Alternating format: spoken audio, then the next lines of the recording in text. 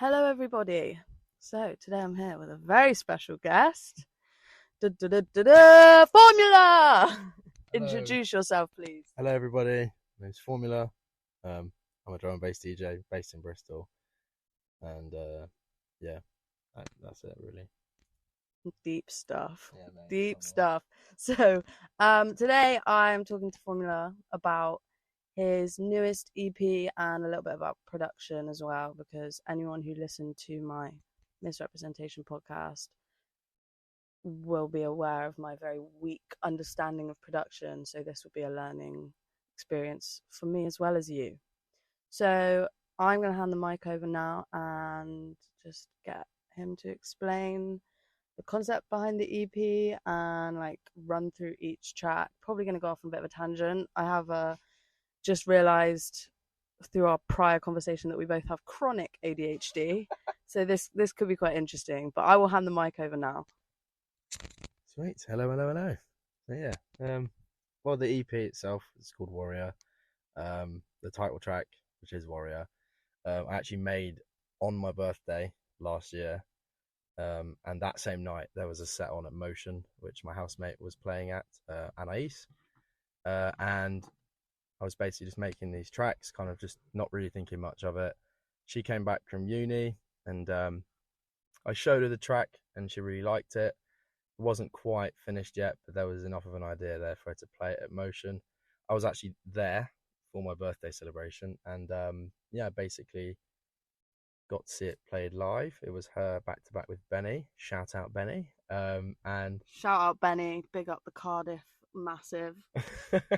um, and yeah, basically it went off and it was really sick. And so I basically had loads of motive to go home and finish it. It was actually called Minted before it was called Warrior. I don't really know why, because none of the lyrics have anything to do with being minted or having money. But I basically just decided, yeah, minted works. And I do this with a lot of my projects actually, is I'll make a track and if there's no vocal in it, then I will usually just look at something on my desk and call it that. Like, for example, at the moment I've got a Beavertown beer mat on my desk. And I have a track called Beavertown because I looked at my desk and what was there, Beavertown. So with this tune, with Warrior, one of the lyrics in it goes like how does it? Gal don't wash me like Warrior. So I was like, perfect. That's the one thing we'll use that with the title track. It's a vocal from a Ragga Twin sample pack, which I bought like maybe in August, so maybe a month before doing any of that EP. And it worked really well with it. I put it all together and then gave it to my housemate. She played it at Motion, and I was like, sweet, this is definitely one to keep close to my chest. I thought anyway. And then it basically just blew up on like Instagram and stuff. I had loads of people asking me for it. And I sent it to quite a few people like SMG, shout out SMG, Budden, all the Born on Road guys, so Crossy, so that's J-Man, Aries, and Kelvin 373, all had it. We're all playing it out and stuff, and yeah, it basically was just a super wanted tune. It got leaked on DnB spread, which is how it kind of became even more wanted because everyone could listen to like a pretty awful version of it. Like the quality wasn't great, but yeah. So that was that track, pretty much. Sorry, I've just had a question pop into my brain. If a tune gets leaked, is that like sad for you? Like, I feel like I'd be a bit like upset because you haven't. Did you want it to be like put out as a free download or what? Like, No, explain that. I basically kind of wanted it to be like I wanted it to go out, but for it to go on and be leaked wasn't actually the worst thing, because it meant that people knew about me and people knew of the track and stuff like that. So it sort of put my name out there, but only for like DJs and people who know about the page that leaked the stuff. So it was kind of a blessing in disguise, I guess. I had a couple tracks go up before that. So I have a bootleg of Tuvlo's Stay High, Habits, which I still get messages about all the time, and it is going to come out. I won't tell you when yet, but it will come out soon. But yeah, no, it's definitely a blessing in disguise. I think it's also just like the page asks me first Okay. sometimes. So like they'll be like, "Hey, cool if we rip this." I'm like, I'd rather you didn't, but what's the worst that could happen? And the worst that could happen was that it would get a lot of attention. So I was quite grateful for them. Shout out DnB Spread because they've been. I actually now send them clips from my mixes. I just take them out myself and send them straight to them because it's like, you know what, just take what you want, put it on there. It also helps promote mixes and stuff like that because if people want to hear a full mix and they find one tune first, then people end up going towards the mixes and listening to the whole thing, which is good for my profile. So yeah, it's kind of a good thing, I guess. Good and bad. It just depends on whether you ask the person or not. Don't leak dubs though. Generally speaking, it's kind of frowned upon. So don't be that guy. Sound that cleared that up. In my head, like I'm thinking like maybe this is just being a female. I'm thinking like nudes leaked. My brain is nothing like that. my brain's going, oh my god, that's my content, that's my private content. You've taken it from me, and now it's all over the. On like my brain's going Pamela Anderson sex tape. But maybe it's not so much like that. Warrior's definitely the Pamela Anderson sex tape of drum and bass. I feel like we could title that. That is going to be the title of this podcast. Warrior is the Pamela Anderson sex tape of the DnB scene. That's so good. We need to write that down because I'll forget otherwise. Yeah, so that's like the lead-in track, I guess. So run me through the other tracks. How many is it, like six, five or six? Or four or five or six or seven? I think it's five. I'm sure I'll end up forgetting about one of them and then suddenly remembering. But yeah, I think it's five. We'll go with five. I could be wrong. The second track on the EP is Give Praise, if we're going to go in chronological order anyway. That was made not that long after I did Minted or Warrior, with another sample pack by Ragga Twins. I think it's the same one. And yeah, I just kind of went on a completely different direction, kind of more jump uppy.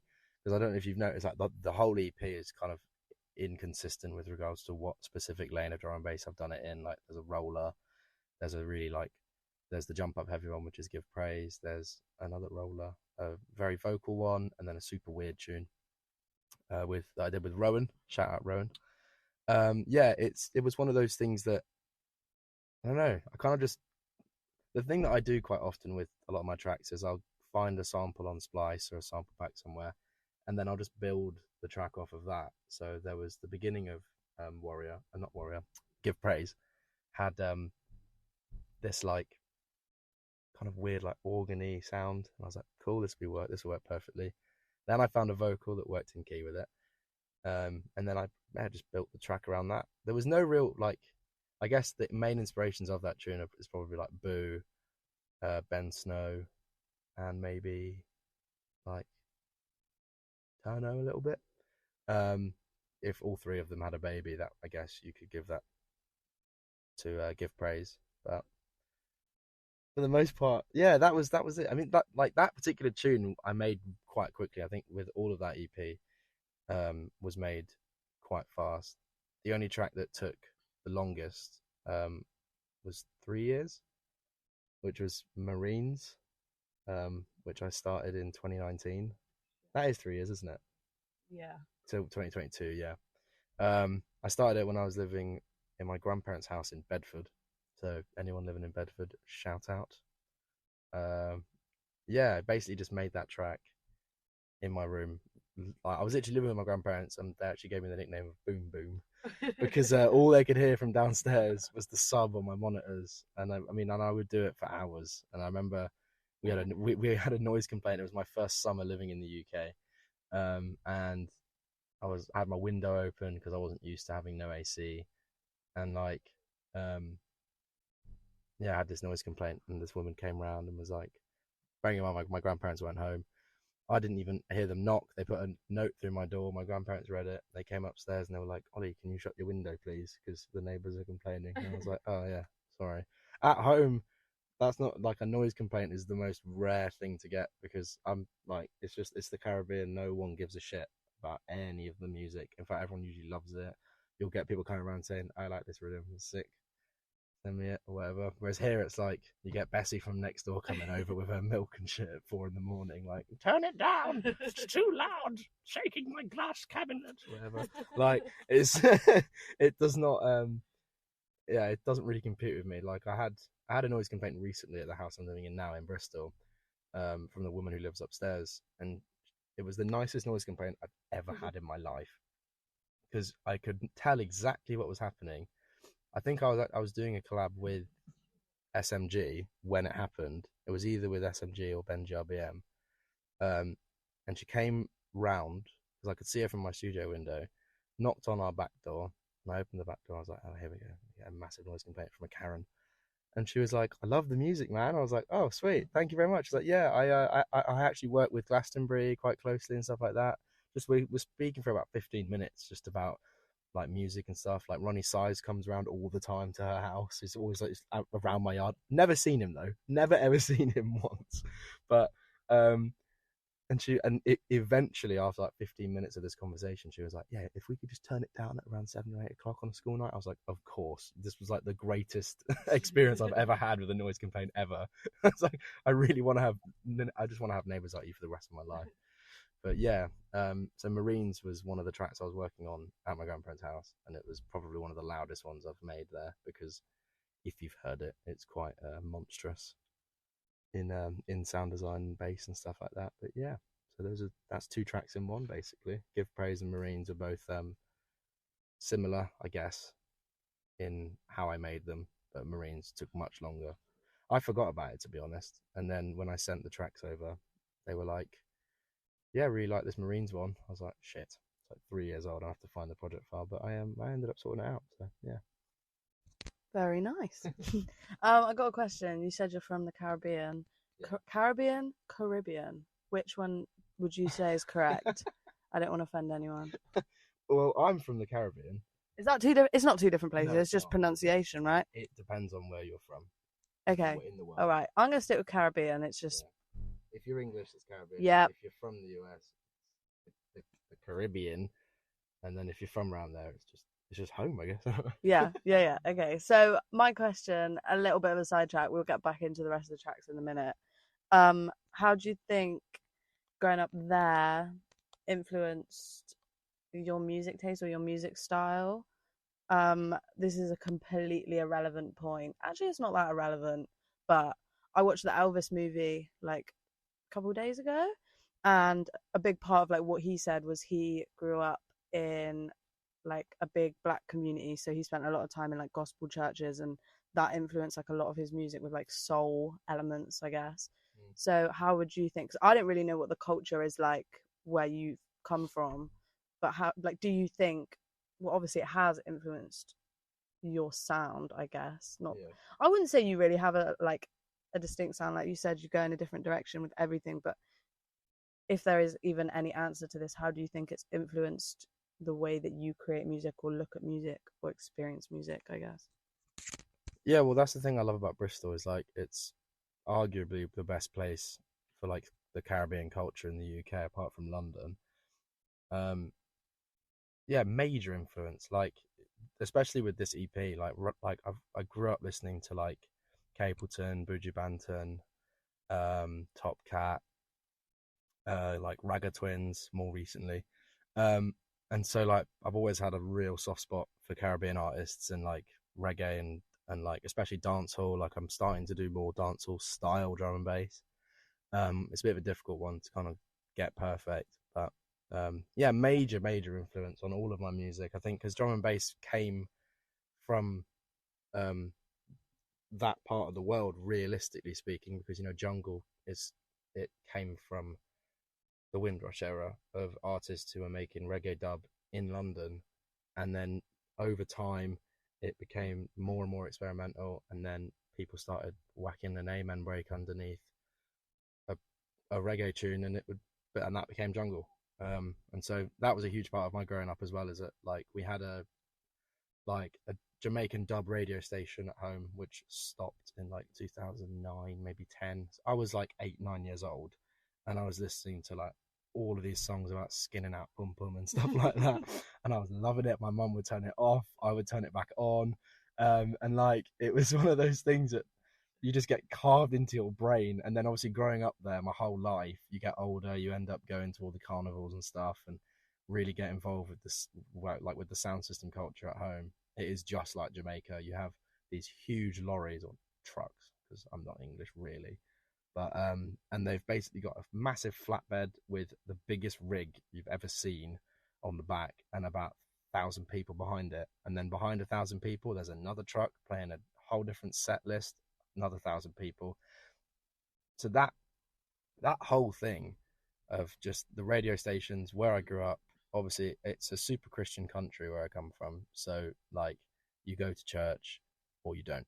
And I went to a Catholic school, so I went to church all the time, and you do get a sense of soul going to church, not because it's like the house of God and stuff, but like because people are going there every Sunday religiously, coming out with just a fresh mind, and they're all so happy. I don't like, I don't get it, but at the same time, I do, because it's like you're singing and you're singing soulful music and you're clapping your hands and everyone's having a great time. You leave, beautiful energy, and it's the same. I feel the exact same way. I mean, I didn't like church at school because it was mandatory. I would have rather have not gone. But like when you'd go to like one of the local churches, so not a Catholic church, like a gospel church on a Sunday, you leave there and it is exactly the same way you leave as, like for me leaving a set at Lakota, let's say, buzzed. I'm so happy. That was such a good time. I had a great time. Everyone was clapping, dancing, and smiling. Um, it's such a weird feeling. Yeah, that is like definitely the pinpoint of all of my career, is the route to tie back at home. And at some point, I am going to make an album purely based around the Caribbean sound of drum and bass and stuff. Because like you've heard Kings of Rollers have done some new stuff, and Voltage and Shy Effects did an amazing tune with Sasko, or Agent Sasko. And people love it here. And I was talking to Fat Mandy about it not even that long ago, and we were both saying like that tune is like the perfect spitting image of the mixture between Jamaica and the UK and the Caribbean, and just all that mix mash of energy, which was exactly what goes into drum and bass now. I think that's what some people forget, is like some of the drum and bass music has to have some sense of rhythm and soul, because it can just be noises, but there should realistically be some kind of element that makes you happy. Not like Jump Up though. Jump Up's a bit more yeah, completely. Yeah, I guess abstract is a good word. Yeah, Belgium, they just do it different over there. Don't think they have churches. So that's sorry, just give me a minute to collect myself. So you said you like spent a lot of time in like churches. I just keep thinking about this Elvis movie, to be honest. I came out of that film and I was like, yeah, it wasn't alright. And now like it's just in my brain. But what you're saying about when you come out of like one of those churches, would you call yourself religious in any form, or would you just say that you feel like a sense of spirit or like a sense of connectedness in those like environments? Yeah, there's definitely a sense of spirit. Obviously, like I was christened and stuff like that, but it doesn't, like as a baby putting your head in a bucket of water doesn't make you holy. But like I went to a Catholic school, so like drilled into me, I had to take RE, and we had to go to church every Tuesday. It was a pain in the ass. I used to get anxiety all the time before church because can't stand up for very long in a lot of heat. And a lot of my mates would pass out, and it never happened to me, thank God. But yeah, no, I think I guess it. I only pray if I'm really in trouble, to be honest. Like, I don't say grace before eating a meal. I just stuff my face and fall asleep. Usually, just feeling really fat and horrible and sweaty after eating a burger. Shout out all my burger eaters. I see you out there. Yeah, no, it's a huge influence on music, religion as well. I mean, like, um, with like going back to like soul and all that stuff, and gospel churches and all that sort of thing, it is directly tied in with jazz and R&B and stuff like that, and that is a genre of music that was created by black people and black culture, and obviously I grew up in black culture, so naturally it had a long lasting effect on my life completely. And then moving to the UK was just a complete like flip side of the coin. It's so different here, and like for a while I lost a bit of touch with like the music stuff, and then I remember I went home for a summer, remembered how great it was, and then I officially moved here properly, and I just didn't really let it leave my system. So yeah. So one thing that like I think it all just ties back to Elvis, to be honest. Elvis is in my brain. He's even on my keychain. He's really just like part of my life, apparently. But like I spoke about in my Misrepresentation of Drum and Bass podcast about how, what would you call it? The older generations like to shit all over drum and bass. Yeah. And when I watched this movie, I basically spoke about, with kind of without realizing, like, I learned a lot about like rock and roll, like that subculture, obviously through watching the film. And I noticed like a lot of parallels between the older generation in that era. Obviously that was like a very different time because it was like segregation laws, and like people wanted to put this man in jail because they were like, you're bringing black culture to my white child, how dare you do that. And like I just drew a lot of parallels between how the older generations just basically like to shit on like things that come from different cultures or different backgrounds. And like I think a big part of that is like with drum and bass, obviously like rock and roll I guess is like, well, I guess rock and roll kind of is like, drum and bass is kind of the equivalent of what rock and roll was for people back then. It's like my parents aren't majorly supportive of what I do, but slowly they are becoming more into it and understanding of what I'm doing and stuff like that. So yeah, it definitely is the same. Yeah, and like I think one thing as well is I find with a lot of, I don't know, you could say like conservative, older white generation, that I'm trying to put this in a way that isn't gonna like get me like shadow banned. But like they like the plain way of life. Like when I went to a Christian school, and the hymns were so fucking boring. Yeah. They were so bad. Like they were like la la la la la, yeah, or like a pilgrimage, or like, but never like there was never any like beat to it. There was nothing going on, and like, and it's like I just feel like a lot, like whether it's the 50-year-olds in the 60s or it's the 50-year-olds in the 2020s, I feel like they hear something that's like a little bit different or a little bit alternative and has some culture to it, some sort of cultural element, and they're just like, this is satanistic, when realistically it's the complete opposite, because like you said, like drum and bass has a lot of roots of different cultural elements, and like you said, from back home, everyone back home's Christian, so it ties into Christianity. And then like what you've got with like rock and roll, like that all ties into soul music, and that's all like, and you've got death metal, which is basically like jump up, death metal, the Antichrist. Mate, death metal is something for another day. I don't think I could get into that right now, honestly. I don't know enough. It's like, to me, I feel like death metal to me is what drum and bass sounds like to people that don't listen to drum and bass. Yeah, 100%. Yeah, but I think there is like a big issue with people kind of thinking that there's like this one route with, I guess, religious musicality, whereas when you look at like rock and roll, drum and bass, specifically, like I think jungle is like a big one. You hear it a lot in jungle, like, because jungle I feel like is a lot more lyrical than like, I feel like Liquid's maybe become a little bit more like, I think Liquid and jungle are both on the same kind of like, wouldn't put on the same platter, but with the aspect of vocals and stuff like that, you know, jungle came from like reggae and like stuff like that, all the reggae vocals, and then Liquid has all the singy vocals.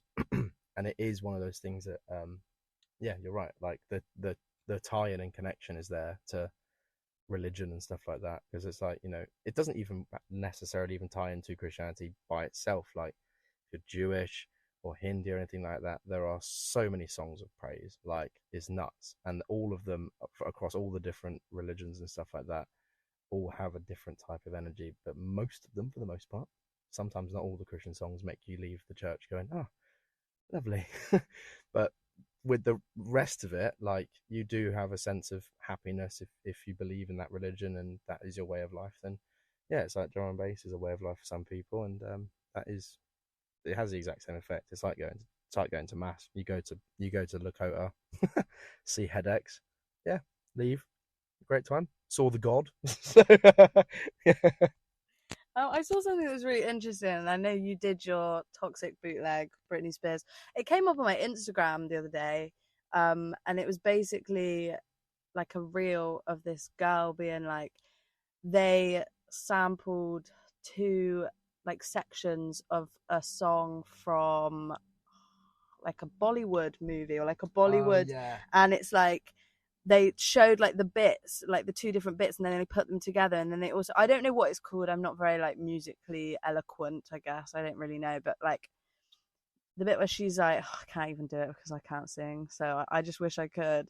There's a bit where she's like, She's going for she's it. going for it, and it's like that's really common in like Bollywood like films and music to like use that. So it's like there's literally like all these cultural elements in a Britney Spears song, and then you bootlegged it and turned it into a drum and bass masterpiece. Yeah. Do you know? Little side note, that is how me and Mr. Formula here met, because one of my mates put on his story your bootleg, and I heard it, and then me and Z, shout out Z Ziggles, you'll know her, regular to this podcast. She has a little story, little drum and bass story, and she does like a song of the day, and that was our song of the day. The second we heard it, we sat in the car with our eyes rolling back in the back of our heads, just like, oh my god, what is this noise? Yeah, talk about that song for a bit, because I feel like that song did bits for you. Yeah, like that song is how I know you. So speak on that for a bit, King. Yeah, it that toxic bootleg shot me up from 7,500 followers on SoundCloud to 8.5 in like 2 weeks, which was the most growth I'd ever had. I think it's at like 52K at the moment as of recording this podcast on my SoundCloud. It's done absolute bits, and it was the perfect thing to put out before I did this EP, because it would give range, isn't it? It would give a range of everything that I'm doing on this EP. Like, there are sounds in the EP that are in that bootleg, and you know, the vocal, the bass, the other section of the bass. There's like a plucky bass as well. It's all in my EP, so it was like the perfect thing to put out right before the EP dropped, and it clearly worked, because both of them have done incredibly well, which is a bit of a pressure for me now, because I've got to really think about what I'm going to put out next. But it's like we were saying before about, you know, like people not liking drum and bass, almost in the same way that people didn't like rock and roll, and with my parents not being all on board with it. I sent them my EP the other day because they were asking about it, because they have me on Facebook and they've seen me posting all my stuff, and they said, "Oh, who did the vocal on this Sweet Company track?" And I basically explained, you know, it's a sample from Splice, which I use heavily, and it was nice to hear that they liked that one, because that was the exact audience I was going for. People that don't know about my music or don't know about drum and bass, but can listen to a song that has a clear, catchy vocal in it and a good instrumental. And so yeah, with Sweet Company, it was really, really fun track to make, because again, it's got the heavier elements in it, and then the nice vocal and the chords and all that stuff. And it is just one of those tracks like the Toxic bootleg that you can sing along to. Obviously, it's not as well known because the EP just came out, but that's the sort of thing that I've been going for recently. Is I don't really stick to one type of drum and bass. Usually, when I try to make an EP now, I'll try and include one vocal track, one heavy one, something really vibey, and then just some really strange tune. And that's what I did with Warrior, and that's what I'll definitely be doing going forward. But yeah, it is. I think having a good vocal in a track makes a huge difference with people who don't like drum and bass, because singing is singing. It's come from a human, whereas a drum and bass track's come from a computer and maybe someone on a drum kit. Yeah. I feel like that ties us pretty well back into your next track.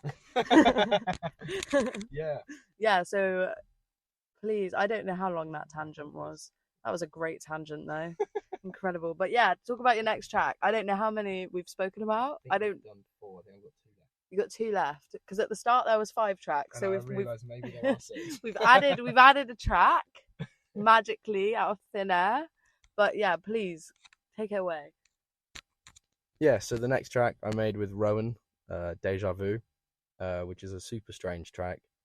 We made it over Discord, which is a fantastic platform. If you're not already involved with Discord, definitely get into it.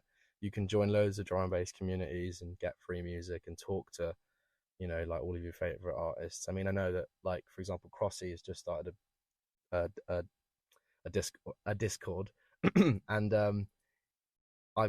I'm in there all the time, and people are always asking him about stuff, and he's replying. And I think from the aspect of people being, involved with their favorite artist is fantastic, and it's the same with Boo as well. We've been in contact all through lockdown, doing stuff, and it's been really nice to talk to him because I look up to him. He's definitely one of my favorite artists I've ever worked with. And so when I was doing Deja Vu, we did it over Discord, and it was just a perfect environment to do it in. Me, one person in a call, I'm sat in my bedroom studio and he's sat in his. And yeah, he sent me a vocal. I came up with some really strange sound design. I actually sampled a glass from my kitchen to make the really weird bass in it. If you've not listened to it, I'm sure you'll know which one I'm talking about. It's the one that goes or something like that. Yeah, it was came from a glass from my kitchen, and then I put it into this software and turned it into a sound.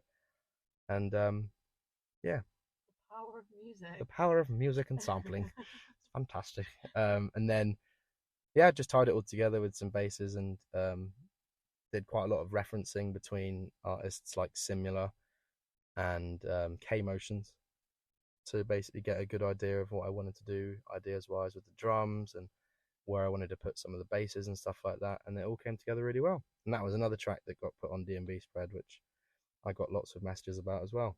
So yeah. On to the next track, please. So the final track is a collab with Drowsy. Shout out Brad.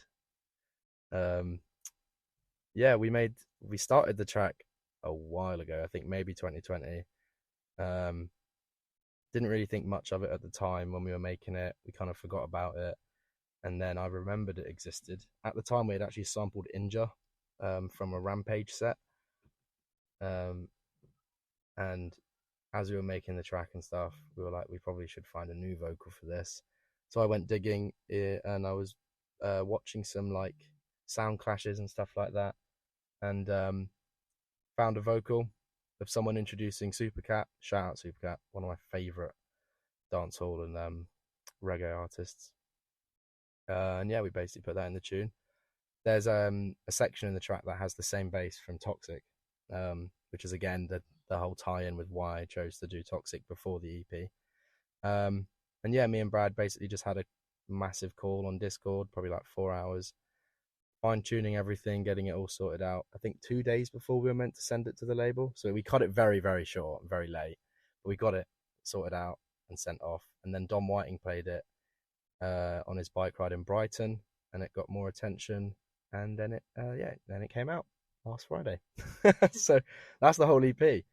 All of the tracks and stuff like that were made using Ableton.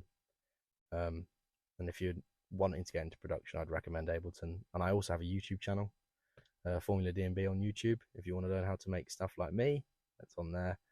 And a Patreon as well, which is all linked to the YouTube anyway, not your podcast. I will link it. Shameless plug. But that's the EP. It's done really, really well. It's been number 1 now for almost a week. It'll be a week tomorrow if it's still number 1. And then all the tracks come out on SoundCloud for everyone to listen to tomorrow, so Friday. I don't know when this podcast will go out, but by the time you hear this, it'll probably already be on SoundCloud. So yeah. To be honest, this podcast is probably going to be out within the next hour. Sweet. I don't listen to anything back. As long as like I know that the conversation's been fluid and I haven't just like My mum tells me not to swear. I've sworn quite a bit in this one, but it's just like actual conversation. Like if I know that there's bits I need to cut out, I'll cut out. It might take like a couple of days, but most of the time it's under 5 hours. I take it, I post it, and I forget about it. And then someone goes, "Remember when you said that?" And I'm like, "No." We were in the car earlier, and he was like, "Yeah, like I listened to one of your podcasts. It was really good. You're talking about like this," and I had to like rack my brain. And then I was like, "Yes, my regular from Tulsa, Oklahoma. Shout out to you. I love you. I love you so much." Oh, okay, sorry, because you've got my head in a spin. Whoever you are, please message me. I don't know who you are. You're like my secret admirer that I'm in love with, and I'm just shouting you out because I see you every time, and I just want you to know that I love you so much. Anyway, right, I'm getting sidetracked. Okay, now we've done the EP. I want you to explain production because I just have no idea.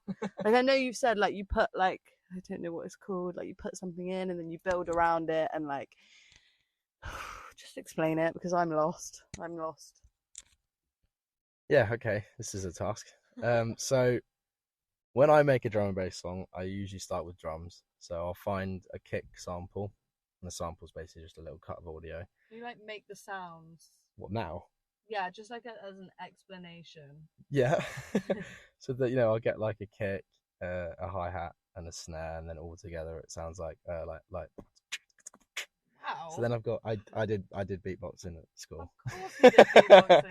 It's actually been a massive tool to help me with how I want to do drums because sometimes I'll beatbox into my microphone, and then I'll get real samples and put them in the places where I did the bits. So once you've got a drum loop like that, then I'll start doing some sound design, which is physics based. I don't really want to go into that because we'd have to do a whole another hour of me explaining physics, and I'm awful at physics, but I'm good at sound design, so there's that. You can't be that awful at physics. It was actually the only thing I did so I failed physics all through school. The one module I scored an A star in was sound, and my teacher thought I'd cheated on my test and made me do it again. And he was like, "What the hell? Where did this come from?" I was like, "Oh, I make music." And he was like, "Ah, cool. You'll definitely be all right on that section of your GCSE. Maybe study all the rest of it." I was like, "Oh, not really my thing."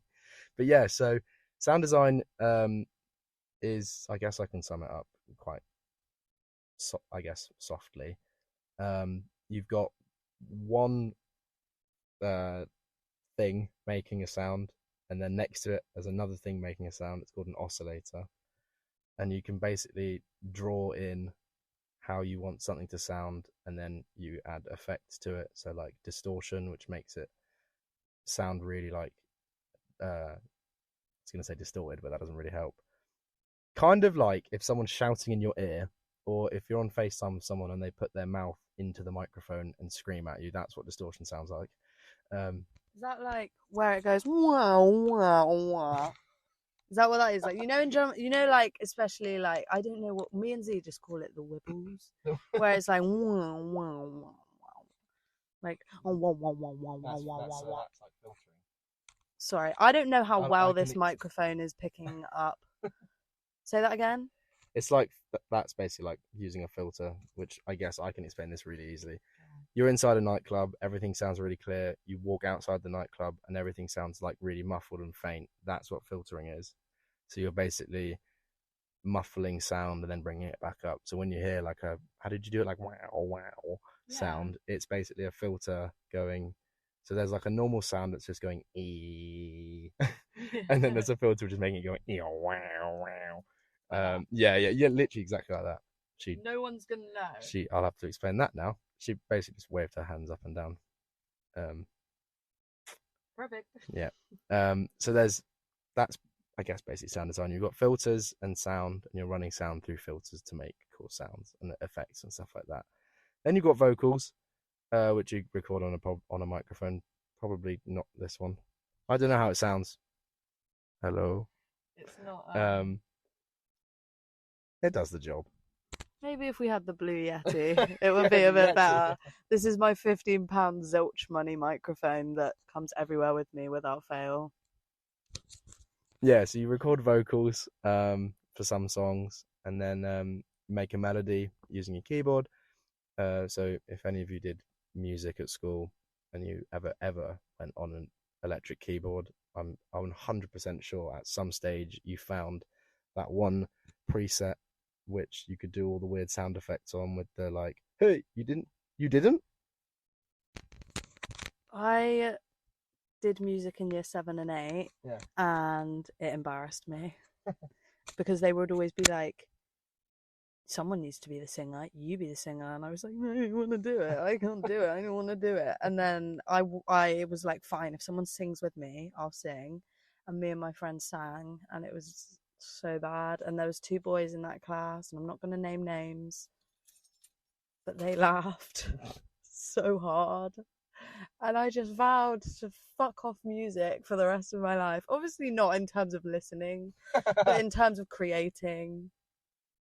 It's not for me. No. But I'm sure many other people know what you're talking about. Yeah. I just personally, what it is I've like drowned out that section of my life. I probably did it. I just like, it's like a trauma memory in it, you know, that's like locked in some part of my subconscious. Yeah. So there was that, like, I mean, I was that kid. Everyone else would be playing the piano and doing their work, and I would just be firing the machine gun sound effect, and then with my right hand be looking at my mate and pretending to shoot him at school, which is not great. But yeah, so there's the keyboard element. You play the keys and make a melody, and then tie it all together with some EQ, which is, oh god, that's a whole nother thing. I'll just sum it up. It's the same as filtering, basically, except it doesn't move. You can make it move, but normally speaking, it does not move. This kind of sounds like a riddle. What moves but doesn't quite move? An EQ. Yeah, and then you kind of just polish everything together, and then you release it and hope it does well, unless you shit. Then it doesn't. But yeah. Obviously, in your case, you don't seem to have that problem. Well, no. No comment. I make bad tunes all the time, which is like Marines. Like it sucked at the beginning, and it took me 3 years to finally get it to sound good. I think if you ever want to get into music, you have to be so patient.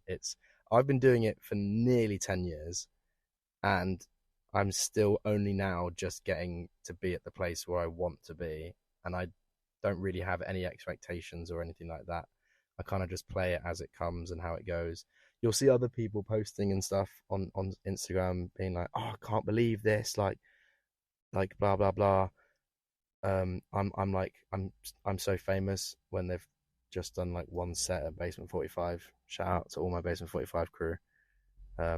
To be fair, they actually always bring the energy, even if there's only 6 of them in there.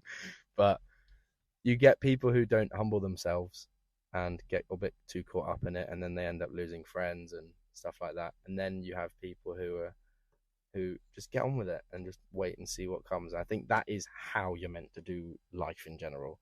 I think if you start planning ahead too far, things don't go your way. We're getting really deep now, isn't it? Yeah, that is one of those things. It can't not get deep on the Moon Stories podcast. Sorry, I just fully stole that microphone off of you. Please carry on. I can't remember what I was talking about. That's the ADHD. Yeah, There's a cat on that roof, by the way. Have you seen that? Yeah. Just on top of that. There. Viewers, if I can describe it to you, there's a chimney. See the chimney? You can't see the chimney, viewers. There's a chimney on top of this house, and there's a cat on the chimney, and it's a pretty tall house. Surely not. Yeah, look. There. See the 2 things that look like a chess piece? In the middle, I there's see a the cat. cat. Yeah, shout out the cat on the roof. There's a cat. God, this podcast's been all over the shop. ADHD crew, you know where we're at. That's actually one of the things that's really important for me, is having ADHD with music, is my focus. I can't focus on anything else, but today I've made 4 songs, and I've just been sat at my computer all day, and I've just had like no breaks because I didn't need to, because I've kind of have like tunnel vision. It's the same when I'm mixing. I just don't even think about anything else. I'm just so like engulfed in the music, and ADHD and music just work unbelievably well together. I think to be creative and have a good workflow and all that stuff, you have to have something wrong with you. Like, serious talk. Like, you meet so many, especially like I've met so many DJs and stuff that ask me like, oh my god, how do you make so many tunes? Like, it's unbelievable. Like, you sent me like 4 tracks yesterday and now you've got like 12. Like, I've made 1 song in the last 2 months, and it is literally just my ADHD. I genuinely can't help it. If I'm not doing anything, then I'm just not doing anything. Yeah, I find with my ADHD, because I only found out I had ADHD like a bit over a year ago, and now it's completely fucking obvious as anything that I have it. Like, listen to any 5 minutes of my podcast and you're like, oh fuck me, she needs to get on medication.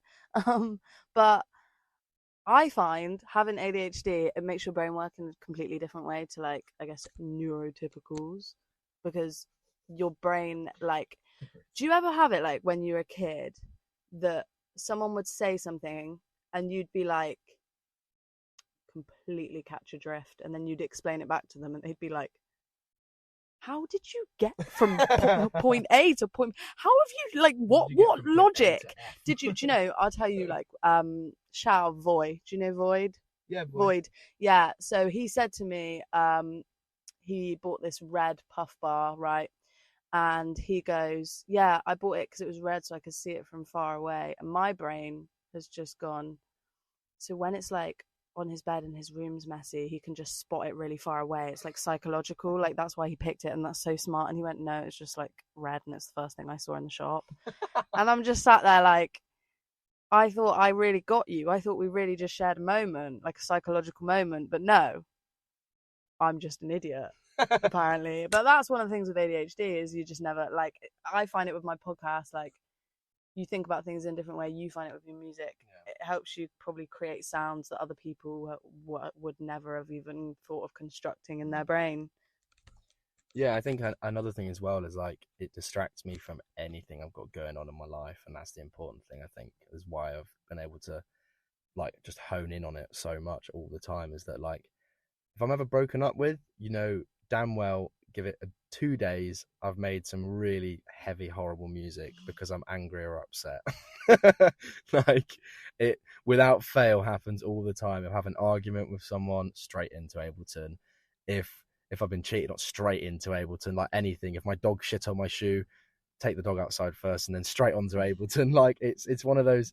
It's a really good escape, and I think that's the same with anyone who has ADHD. I was going to say suffers, but it is not really a suffer. It's a blessing, because you're not normal. You're hyper normal. It's the best. Yeah, special. I was going to say special, but I got called special as a kid, and it kind of made me feel a bit stupid. Awkward, Yeah. It's like, oh, yeah, you're right, special kid. It's like, yeah, I'm fine, thank you. Yeah, I'm all right. Yeah, cheers. Yeah. I am special. Yes, thank you. Look at them deep into their soul. Yeah, if you have ADHD or you think you have ADHD, I think it's free to go and get checked, isn't it? Yeah. Yeah, go get checked. You might end up suddenly becoming a painter. I mean, like, you could be really good at puzzles. You could be really shit at puzzles. It's one of those things that you just don't know what you're going to do with ADHD, and you can find so many different things to do, and then just get sucked into it, and then it suddenly just becomes your job. Albeit, maybe if you have ADHD, don't become a bin man, because that would suck. Unless you really like trash. In which case, you should listen to my new EP. It's out now. Oh dear. Okay, so I have no more questions. Also, to anyone who's I've interviewed and I had questions on my phone, I apologize, and I'm not doing that again, because that was really, like, bad. I don't like having questions, like, on my phone or, like, written out. I just like to just be like, listen, it's like active listening, and it's like, what are they saying and what am I going to ask? Because it's like, when I've got it written on my phone, they've just told me, like, a really good story, and I'm like, what made you pursue music? It's just so bad. But anyway, yeah. So I've got no more questions, but do you have anything that I ask this at the end of every interview? Do you have anything that you want to say that you feel like isn't spoken about enough, or isn't, like, you think is important to add that we haven't touched on yet? I think there's like maybe 1 or 2 things. One of the main things is, I think that the drum and bass scene, generally speaking, needs to be a bit more accepting to women in drum and bass, and the LGBTQ community in drum and bass, and just people. I feel like it's a very important thing to understand that drum and bass is created by humans. We are human. Doesn't matter where you come from, what you are, who you're in love with, even if it is a car, that like you should have a right to be able to express yourself, and if you want to make a career out of it, absolutely go for it. I think one of the things that was difficult for me coming to the UK is I am now surrounded by white men wanting to make drum and bass, which means it's gone from being a walk in the park at home in the Caribbean, where the percentage of white people is quite low, to moving to a predominantly white country and thinking to myself, oh, this is it, I'm screwed. Keep going with it. I just don't see it being a barrier. If you are providing something that no one else is doing and you're consistent with that, then who's to stop you, no matter what race or sex or gender or whatever you are? I genuinely don't think it should make a difference, because at the end of the day, it's music, and music is created by people, and sometimes dogs on Britain's Got Talent, but for the most part, people. Yeah. And then maybe just one other thing is just enjoy music. This is specifically for the drum and bass community and scene and people. Enjoy the music and stop complaining about shit, because it does get a bit much. There are lots of people, especially recently, some really big artists and old school artists and stuff like that have rather shit on certain producers for doing some things, and it's like, you've not done anything wrong, you've made a fantastic song, it shouldn't be an issue. And I genuinely think that that's the way it should be. Music is music. It's different if someone's directly copied your music, or they've not made the music themselves and they've stolen a song and put it up themselves. But yeah, and then maybe just a quick few shout outs. Shout out to Anais, given me lots of opportunities over the last year that we've been living together. Shout out Oppadan, smashing it in the garage scene. If you like garage, 100 million% check her out, because she is unbelievable. She has her own sound, she's in her own space. And shout out to Anton from Invicta and Fat Man D, who is currently ringing my phone. What a great time. That was honestly like quite spiritual. Yeah, me and Fats are connected at the soul. That's actually mad, mate. You've just said his name and it's appeared on your phone. I've summoned Fat Man D. Oh god, that's funny. Oh right, well thank you so much for this mess of a podcast. I'm going to end it there. Thank you for listening. I love you all. Goodbye.